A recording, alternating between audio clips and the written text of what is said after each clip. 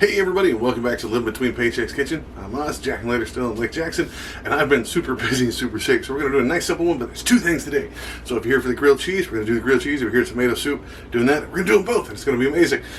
Also, this recipe, looks super complicated, and to the New York Times recipe department, kiss my butt. I hate you because you wouldn't give me the recipe. You gave me like half of it and then demanded that I give you my information and all that stuff, so no, I'm going to give away here free on YouTube with my own twist on it, so bite. So, let's get into it. Be sure to like, share, subscribe, do all the YouTube stuff, especially if you're mad at the New York Times. Bell's going to be over here. Ring is for notification. We do these as close to Tuesdays and Fridays as possible. You can also, there's a link down the doobly-doo for our merch. We very much appreciate it. We're a small business, unlike some Times companies. I'm going to get over it. Let's just make some tomato soup. It'll be cool. All right. Bunch of stuff. So first things first, for your grilled cheese, you're going to want some kind of cheese and some bread and a little bit of butter, okay? The kind of cheese you want, American cheese is fine. I use sharp cheddar because I'm that guy. Now there's a lot of stuff here. Pay attention. So we're going to need about a tablespoon of sugar, just regular old sugar. It helps you with the acidity. You're going to want, half a cup of all-purpose flour, one decent-sized yellow onion. And you're going to need a little bit more butter. I think it's 4 tablespoons just to saute your stuff. 2 of these 28-ounce cans of diced tomatoes. You want 2 of those, okay? And then I always forget, got to get your clove of garlic. I don't know where I pulled that from. I'm going to use almost the whole thing. And then the tomato, this is just for your Instagram stuff. It's optional. I'll explain that in a minute to get one of those. And then you're going to want like a half a cup of half and half later. Okay, you're going to want a cup and a quarter of chicken broth. You can use water, but chicken broth seems to taste better. And then a tablespoon of honey, teaspoon of celery salt, regular salt to your own stuff, basil, quarter, I think it was half a tablespoon, and then black pepper to season. It's a lot of stuff. First things first, wash your tomatoes, skin your garlic and your onion. Now that those are nice and clean, let's clean these up. So you're going to get you a nice sharp knife. Again, shout out to my buddy Andy. Now you just cut these down. We're going to end up using like a blender later. So if you're not going to do that, you want to cut these down as small as possible for soup.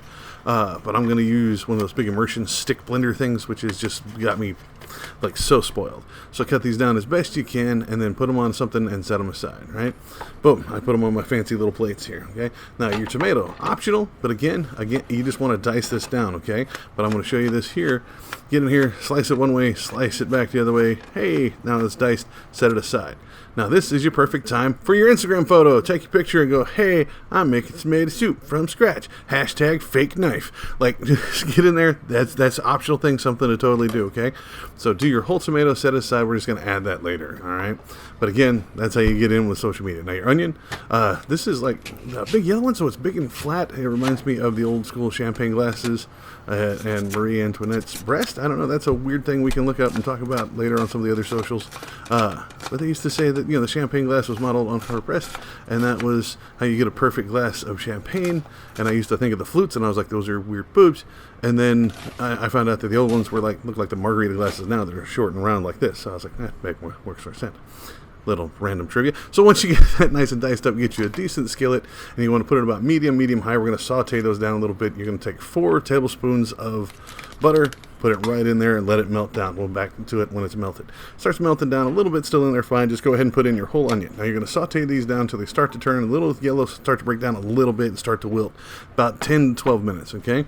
So get you a nice wooden spoon. I can't reiterate the amount of awesomeness there is for wooden spoons. You can get this one. It's bamboo spoon. I got it at the dollar store for like $1 because it was a dollar store. Just make sure you give it a little stir now and then, especially if it's piled up like on this one, because this is a smaller skillet. Get that done and get you a decent sized pot. Here, that's what we're going to use later. This one, after you get that wilted, go ahead and throw it in your garlic and let it go for another minute or two, because that garlic will start to melt and break down. Now, this pot I got from my buddy Chris. That was where I was rambling about the wooden spoon, but a pot I got from my buddy Chris after he threw up in my last one and just threw it out, got me a new one. So, nice, clean, new pot, we're going to use that. It's going to be decent size because we're going to put a lot of stuff in it. This is going to be this is my medium-sized pot, which works really well. So, kill that other griller and then just put it all directly into your pot and turn that on to medium low, medium high, right at medium, I guess is the best way to do it. Mine goes up to 9. I put it at, like 4.5, 5. Now, once you get those in there, it's up to speed. Go ahead and use that half cup of flour. Put that in there. That stir it around really good. This is going to be a bit of a thickener along with the cream and stuff later, but this is really going to help to make it thick while you're doing it now. Make sure it's nice and stirred down. That flour will pull up all the butter and take all the moisture out of it, so you kind of need to do this part in a hurry. Go ahead and add your 2 cans of diced tomatoes.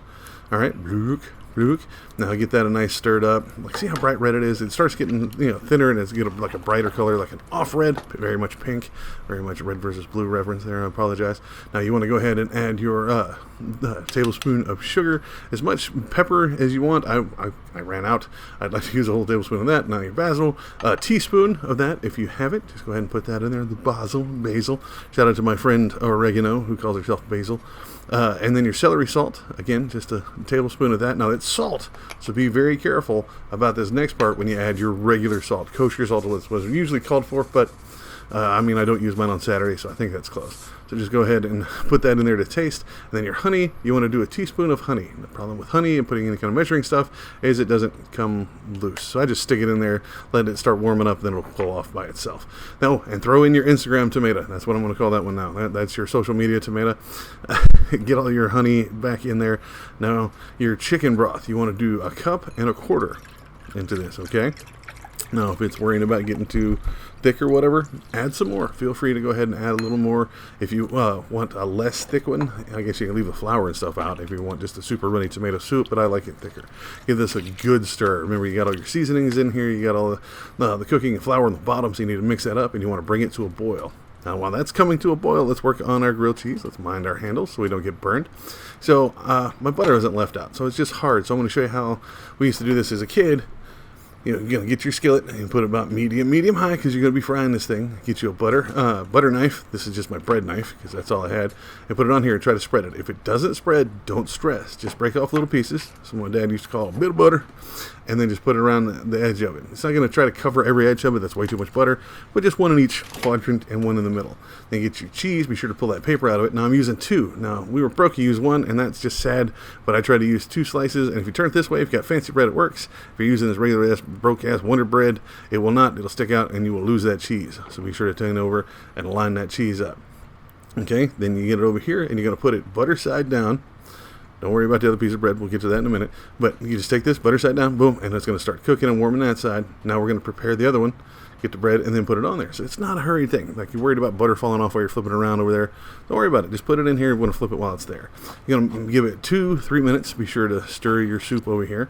Now, you'll be giving this one over here. Get your spatula. That's my new awesome spatula. And then just give it a flip. After 2-3 minutes, bam. See how golden brown that gets? Mash it down a little bit. It starts melting the cheese in the middle, because the heat does that. And you can get a little darker if you want. Now, once this gets to a boil, we're going to jump right back to our soup. Turn it down to a simmer. I'm going to simmer it for 10 minutes and cover it. I'm just using a plate because I don't have a lid for this one, because the one from one that he threw out after he threw up in it, the lid doesn't fit this one.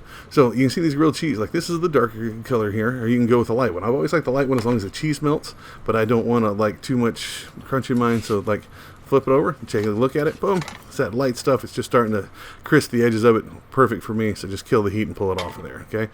Your cheese will be melty in the middle. Do not worry about it. Give it a good splat just for, using a spatula's sake. And pull that loose. Now, you got your soup over here. It's coming down to simmer. It's simmered for 10 minutes. It smells nice. It's great. You can ready to serve, or you can use one of these immersion blenders, or put it in a regular blender, I guess. But this immersion one, don't put it all the way to the bottom, because it tends to stick. And don't pull it out here. You'll spray that super hot soup all over it. But you want to float it about halfway in the middle. Nobody taught me that. I had to learn it by myself, spraying hot ass soup all over it. Just spin it around for about 1.5 minutes, 2 minutes, and it'll blenderize the crap out of this and make it super smooth. All right, see? Magic of TV. See how fast that is? And there's like no chunks in it. Give it a nice stir. Now, once you're done with that, you got it all blended. Turn the heat off. Kill the heat. But now is when you had your half and half or your heavy cream. All right? You're going to want to do about half a cup of that you put in there. Half a cup of the half and half for cream. And this is where you taste it. It's going to be hot. and then see if you need to add anything else. You want to add more salt or whatever. But this is good to go. It's perfect to serve. And apparently this is a classic. I added a lot of extra fancy stuff because I want my tomato soup to stand out. I'm just, ketchup and hot water. This is amazing. Holds up really well as long as you keep it in a container and keep it refrigerated. So it's good for like meal prep. The only thing you'd have to really worry about is heating it up, because you want to heat up that grilled cheese, but you don't want to get it too soggy in the microwave. So be careful of that. But this turned out really well. Like I said, I'm not a ginormous fan of tomato soup or grilled cheese. It was not a big thing growing up. It was when I was in college and I was broke and I wanted to try something new. So yeah, if you do it differently, let me know. I absolutely enjoyed this one. I sat down and added this one. Didn't even have to add anything at the end. So yeah, let me know.